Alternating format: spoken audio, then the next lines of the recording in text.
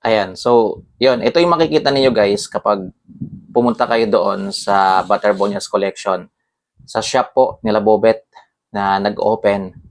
Yan, nung isang araw mga kapyo. So, ayan, makikita nyo dyan. Nandyan po yung mga gamit. Yan po lahat ay ginamit po talaga ni Rene Butterbonia. Yung mga bola, yung sapatos na kulay gray, makikita nyo doon. Itong sapatos na Nike na red. Yan, yung sombrero. Makikita nyo doon to mga kapyo. Ito guys, lahat to ay ginamit talaga ni Rene. Ayan.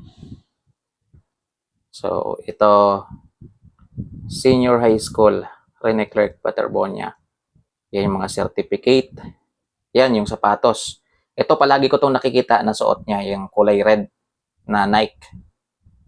Tapos ito, makikita nyo rin doon sa Butterbonia screen, naka-display po doon guys, itong jersey na naka-frame. Yan, tapos sa baba at sa gilid, nandyan yung mga medalya. Yan ni Rene Butterbonia. Ang dami oh. Grabe, 1, 2, 3, 4, 5, 6, 7, 8, 10, 11, 12, 13, 14, 15, 16, 17, 18, 19, 20, 21, 22, 23, 24, 25, 6, 7, 8, 9, 30. Dami. Daming medalya ni Rene, no? Ayan. Itong frame na pinagtagpi-tagpi, yan, na mayroong malaking picture ni Rene sa gitna. Tapos, mga nilaro ni Rene, ayan, no? Ayan. So, nandyan lahat. Gawa ni Sir GB Tads na pinirmahan ni Ma'am Robilin siguro to kasi may nakalagay rin ni number 2. Tapos ayan yung bola. Ayan, grabe yung bola oh. Ayan, halatang gamit na gamit talaga. So, gamit na gamit talaga ni Rene itong bola na to.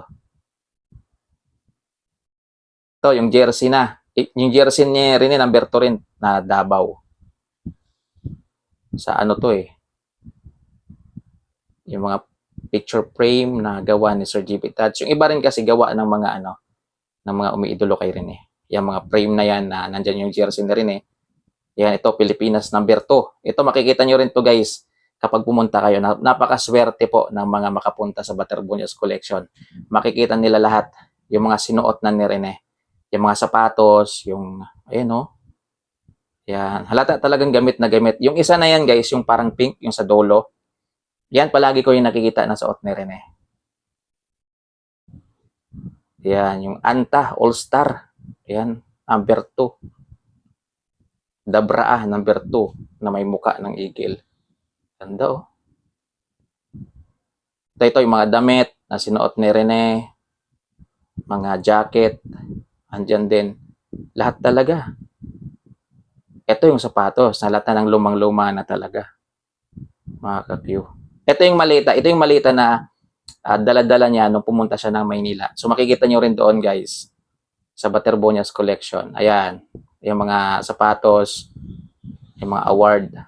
Ayan. So yan yung makikita nyo doon. Sa mga pupunta doon sa Butterbonias Collection. O, di ba? Napakaswerte nyo guys kapag makarating kayo doon kasi makikita nyo talaga yung mga ginamit na ni Rene Butterbonia. So, pwede rin kayong magpa-picture dyan, mga ka-Q.